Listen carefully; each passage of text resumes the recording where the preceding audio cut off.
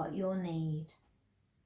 One back, one bottom front, one top front, a child size clothes hanger and a small piece of ribbon.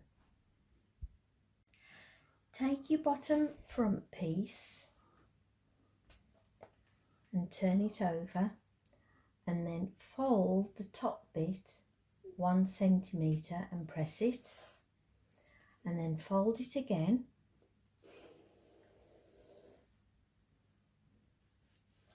and press it, and then pin all along the edge. I've clipped it and I'm going to take it to the machine and I'm going to sew a line of stitches all along there.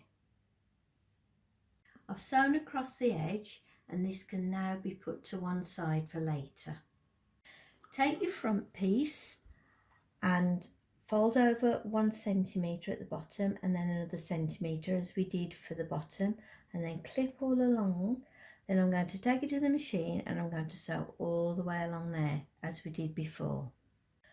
Fold over the pointy bit just a little bit there, clip it, and then we're going to take it to the machine and we're going to sew along there. I've sewn across there and I'm going to repeat for the back piece. Place the back piece right sides up, then place the 2 front pieces you've just hemmed on top, right sides down. Match up all the edges and clip. Leave a small gap at the top point, allowing for the hanger to go through. Clipped it all the way around and start in there, back stitch a bit there for strength, sew along there and stop and leave your needle down and turn all the way down there, leave your needle down and turn across there at the bottom, leave your needle down, back up, leave your needle down and right to the top and back stitch for strength. I've sewn all the way around and I've snipped all the corners, and the last stage is to take it to your machine and zigzag all the way around the raw edges to neaten it off.